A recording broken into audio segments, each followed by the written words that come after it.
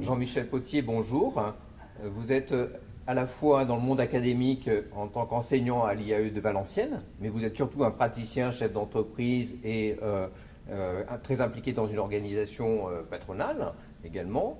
Vous connaissez bien le monde des PME.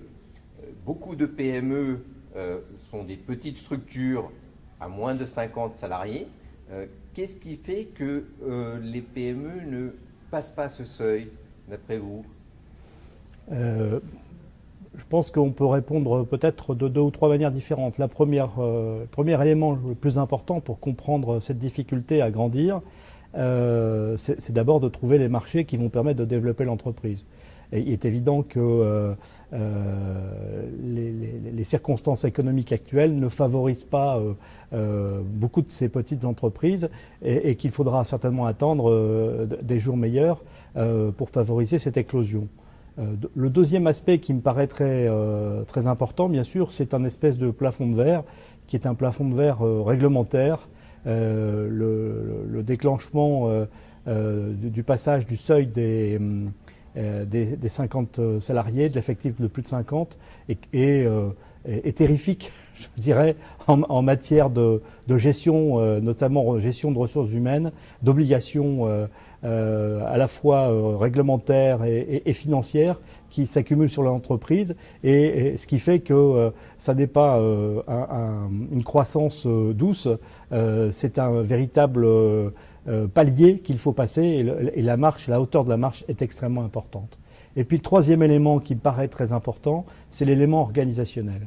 La petite, puis la petite moyenne entreprise, TPE, PME, est caractérisée par son chef d'entreprise, qui est souvent l'animateur, bien sûr, puisqu'on a besoin d'un chef d'entreprise qui assure un véritable leadership dans les activités de son unité, mais c'est surtout aussi quelqu'un ce chef d'entreprise, qui est fortement impliqué lui-même dans l'activité de l'entreprise et qui concourt chaque mois à la formation de la valeur ajoutée qui va permettre de payer les salaires, les charges, les fournisseurs, les impôts, les taxes, parce que ça, il y en a. Et donc,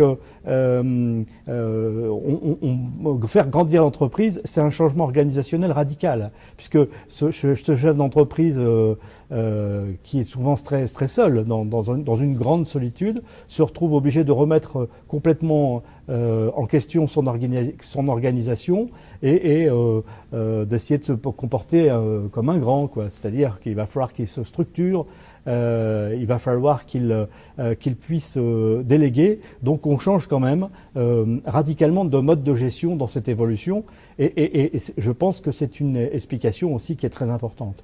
Beaucoup de ces chefs d'entreprise, d'ailleurs, se posent de la question de savoir, est-ce que ça vaut le coup, est-ce que ça vaut pas le coup, est-ce que je perds pas mon indépendance, parce qu'il va falloir que je fasse rentrer des capitaux extérieurs dans mon entreprise, est-ce que je perds ma liberté.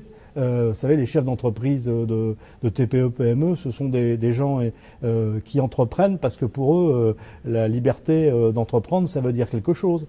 Donc tous ces éléments-là pèsent beaucoup.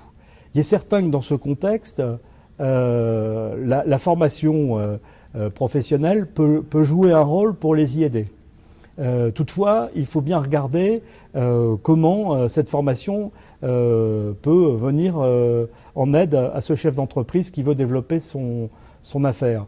Il y a une première problématique, c'est le fait que ce chef d'entreprise seul dans le guidon, va falloir l'extraire à un moment, le sortir un petit peu du quotidien de l'entreprise, qui est très très prenant. Encore une fois, on peut pas être au four et au moulin, et s'il est pas au moulin, l'entreprise aura du mal à sortir la valeur ajoutée dont elle a besoin. Et puis le deuxième élément, c'est peut-être d'avoir des formules modules de formation qui soient véritablement adaptés à cette problématique, une formation qui va plus vers l'entreprise et vers le chef d'entreprise dans le contexte de son entreprise, que de vouloir faire sortir le chef d'entreprise. Comme je le dis toujours, les chefs d'entreprise de TPE, PME, il y a un endroit où on est sûr de les toucher, c'est dans leur entreprise.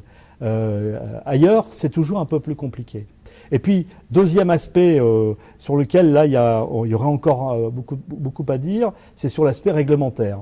La réforme de la formation professionnelle qui aboutit à la loi du 5 mars 2014, malheureusement n'est pas une très bonne nouvelle pour la formation de ces chefs d'entreprise, puisque en ce qui concerne notamment les entreprises de plus de 10 jusqu'à 50 salariés, on vient de les priver d'un instrument financier de mutualisation, mise en commun des fonds de formation professionnelle, qui permettent de former à la fois les salariés de l'entreprise, toujours la liberté d'entreprendre, c'est le chef d'entreprise qui décide qui il a besoin de former et pourquoi, et puis aussi qui permet aussi à ces chefs d'entreprise de se former. Et donc la perte de cet instrument financier est évidemment quelque chose qui préoccupe beaucoup le milieu des TPE-PME. Et d'ailleurs, dans l'organisation patronale dans laquelle je milite, nous sommes en train de réfléchir comment nous allons pouvoir trouver des solutions, notamment sur la base de contributions volontaires, de fonds d'assurance formation qui permettent de reconstituer cette mutualisation. Mutualiser, ça veut bien dire ce que ça veut dire, c'est-à-dire en se disant que ces petites entreprises isolées n'auront jamais les moyens, mais que c'est en réunissant ces moyens et en permettant de les répartir en fonction des besoins de chacun qu'on réussira à sortir par le haut. Vous qui êtes aussi dans l'enseignement, pensez-vous à destination de ces chefs d'entreprise qui ont peu de temps, qui sont dans leur bureau, qui sont dans leur entreprise, qu'un MOOC qui apporte des réponses aux questions réelles qui se posent, connectées à leur réalité, puisse leur être profitable? Alors je pense que c'est tout à fait profitable. Par contre, il faut créer les conditions d'attractivité qui permettent de donner aux chefs d'entreprise l'envie de suivre un tel type de formation. Et en particulier, je crois beaucoup qu'il faut, dans ce type de formation, avoir une phase de pré-diagnostic, parce que ça intéresse beaucoup le chef d'entreprise, de pouvoir s'étalonner, se comparer, de pouvoir évaluer ses besoins en matière de formation, pour lui donner l'envie de faire. Parce qu'encore une fois, il va falloir s'extraire du quotidien. Et si on veut sérieusement le faire, il faut vraiment donner l'envie. Et donc, je pense que ce type de formation réussira dans ce cas-là que si on lui donne l'attractivité nécessaire. Donc une pédagogie de projet centrée, connectée à leur réalité. Tout à fait, tout à fait. Il faut qu'ils s'y retrouvent et qu'ils puissent se comparer par rapport à ce qu'on leur propose.